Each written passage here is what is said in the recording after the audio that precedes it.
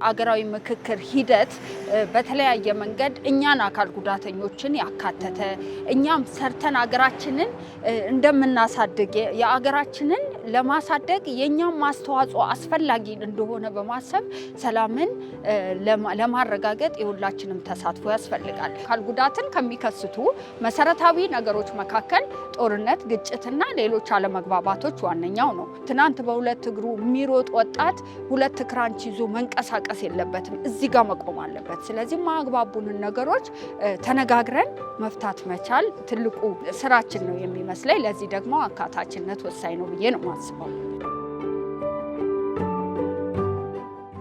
ሰላም ለኛ ወጣቶች እጅግ በጣም አስፈላጊ ነው። ምክንያቱም ሀገር ብዙ ፐርሰንቷ ወጣት ነው። ወጣት ደግሞ አምራች ኃይል ነው። ሰው ይሄ ወጣት ሰላም ካልሆነ መስራት አይችልም፣ መማር አይችልም፣ ብዙ ችግሮች ያጋጥሙታል። ስለዚህ ሰላምን ለማምጣት የውይይቶች ያስፈልጋሉ፣ ምክክሮች ያስፈልጋሉ።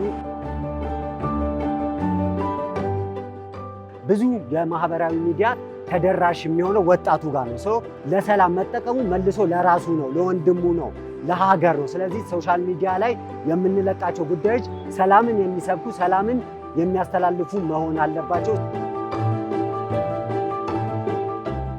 በዚህ የምክክር ሂደት ውስጥ እኛ ወጣቶች የነቃ ተሳትፎ በማድረግ ሀሳባችንን በደንብ መግለጽ አለብን።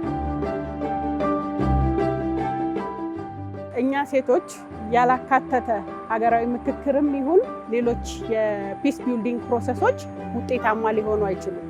ሴቶች በሰላም ግንባታ ሂደት ውስጥ በጣም የተለየ ሚና አላቸው። ከነዚህም ውስጥ አንደኛው ከማህበረሰቡ ጋር ልዩ ትስስርና የኮሚኒኬሽን ስኪል ስላላቸው የማህበረሰቡን ችግር የመረዳትና ያንን ችግር ደግሞ ሶሉሽን የማምጣት ልዩ ችሎታ አላቸው። ስለዚህ ያንን በመጠቀም ለኔጎሽዬሽን ድርድርና በሚዲዬሽን በጣም የተለየ ከኮንፍሊክት የጸዳ ሰላማዊ መንገድ ተጠቅመው ዘለቄታነት ያለው ሰላም ለሀገር ማምጣት ይችላሉ ብዬ አስባለሁ።